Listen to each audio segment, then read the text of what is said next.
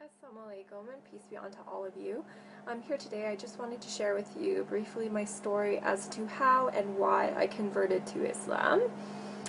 So I'll just get started. So growing up, I actually was raised in a very devout Catholic household. Without fail, my parents used to bring us to church every single Sunday. We used to practice all of the holidays and celebrate all the holidays in the religious sense. My parents would fast on Fridays.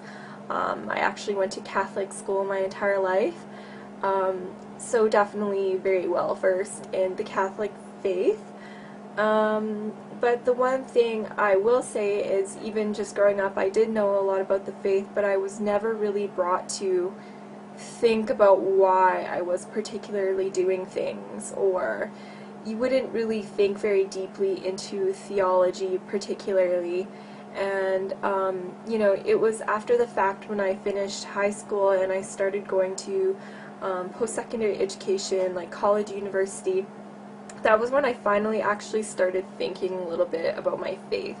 Maybe it was the rebellious sense in all of us when we finally become somewhat independent and we want to be our own person, but definitely it was a little bit more than that.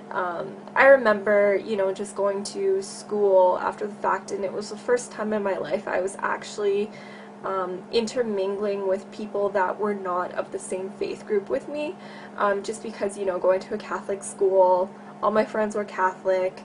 I was a good girl. I never really went out a ton, so I can't say that I really had a lot of friends outside of my faith group. But when I actually went to college, university, I actually for the first time interacted and met, Muslims as an example, and it kind of made me think about my faith in a greater sense. Like, I remember, just going to church and thinking, for the first time in my life, like, we're not supposed to be worshiping idols, so why do we even have, like, statues inside the church that people are praying towards? Or if we're supposed to be praying to the one God, like, why are we praying to the Virgin Mary, or why are we praying to other people and saints when, God is the creator of all things and God is the Almighty? In that sense, like, it just kind of raised a lot of questions, or I started thinking simply about Trinitarian issues, and the fact that if Jesus was praying, who is he praying to if he is God? Or why would he be in need particularly? Like, a lot of these things, no matter who I would talk to, wouldn't really have a great resolution. Just to name a couple of other things, like, if God is eternal, then how could God die?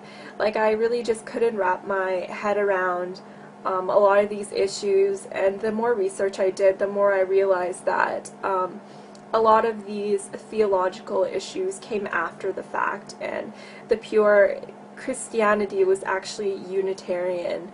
But it was the later kind of additions that changed the faith to make it what we know it as today, particularly, meaning kind of more of a Pauline Christianity. But I won't get into that. So generally, at that point, that was kind of when I was questioning a little bit more.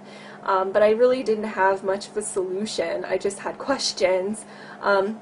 I started kind of looking into agnosticism, just because I figured, if Christianity is wrong and, all of these other religions are quote-unquote polytheistic, and I can't really accept that. They're either polytheistic or they're not particularly religions. They're more kind of like ways of thinking and whatnot. I don't really want to be involved with any of these, and I never really found a good monotheistic solution, but at the same time I wasn't really looking much into religion. But then it got to a point where I actually got in discussion about religion with some Muslims, actually, when I was at school. And I really didn't know much about their faith, to be quite honest. I had all of the stereotypical kind of ideas as to what Islam actually was. The fact that it was, terrorist mongering and a violent faith, and you know, they just want to convert everyone by the sword, quote unquote, or you know, intolerant, they just want to kill everybody that didn't agree with them. You know, very, very shallow kind of ideas as to what this faith was. But the more I kind of started asking questions about it, the more I was kind of finding myself strangely attracted to this religion, basically because of the fact that they believed in the existence of the one God. They believed in God's oneness. They believed in God's eternity, everlastingness, you know, but without all of the mental confusion. It was just, you know, basically belief was broken down into the fundamentals, and it was something that everyone would be able to digest without actually having to do any mental gymnastics. So long story short, I started looking a little bit further into Islam, not really wanting to particularly accept it as my religion, but still attracted to it nonetheless. I started taking a religious studies course where I actually was able to look at Islam from an unbiased, kind of scholarly perspective, and again, I found myself kind of being attracted to it because of its, you know, rationality. And the fact that Islam could meet kind of belief in science halfway. It was rational, sorry, but it had proof at the same time. It wasn't just asking you to believe without any questioning or proof whatsoever. So again, looking into the Quran, I found the exact same thing. You know, Allah would command His servants to question or think about things or ponder about things, and that was something that I definitely wasn't used to previously with the Bible, and something that was very attractive for me. Actually pondering and meditating about my religion, you know, it kind of gave me some kind of peace in my heart that I was really, again, becoming very attracted to, but again, I wouldn't accept Islam as my religion until I was entirely sure about it. You know, so again, reading more into the Quran, I was finally also able to put Judaism and Christianity into perspective, particularly looking into the role of prophets.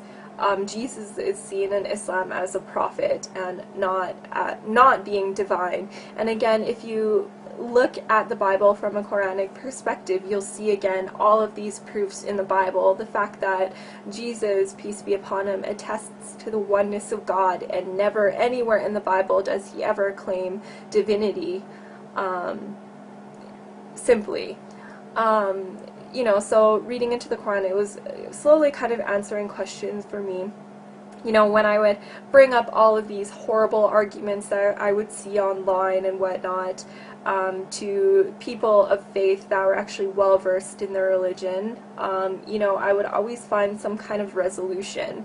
Whenever I had a question about Islam, I always thought that it would kind of be a breaking point, and this would be the reason why I can't particularly believe in this faith, but it always ended up being to the contrary. And you know, along my journey, I was probably looking into Islam for maybe about, I would say, 2 years or so, and it was continuously the same thing, where it was just, it was working for my benefit and not on the contrary. And basically, whenever I would see all of these negative comments online or get all these negative comments from people, or even myself argue with people, it would just bring me to gather more knowledge about the religion, and actually got me to a point where I was very comfortable accepting Islam for what it was, but I still didn't make that final step of affirming my faith.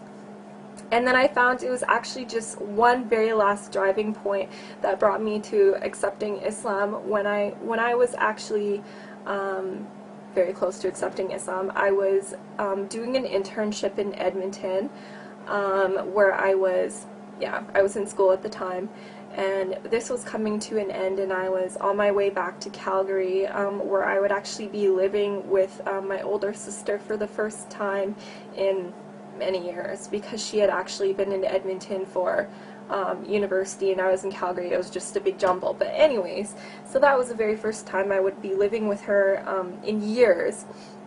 And I just remember one morning, I remember this very vividly, and it was actually the middle of Ramadan. I wasn't practicing or anything yet at that point. I'm still looking into Islam, but I heard like some crazy rustling noises and business going on in the kitchen, and I was like, what is this? What is going on? And it was really early in the morning, and then I found my sister in there eating a bowl of cereal, and like she had all this food around her. And I kind of questioned her as to what she was doing, and I realized at that point that she was trying to attempt to fast. So everything kind of came together at once, and I realized that at the same time when I was looking into Islam, my sister was also, even though we were separately living in completely different cities and didn't talk about religion whatsoever, we were actually going through the exact same thing. So that kind of brought me to a point where I was feeling a little bit more comfortable in my decision, you know, to potentially accept Islam. And my sister and I, we ended up actually going to a lot of religious lectures and lessons together, and kind of furthering our knowledge together and searching together.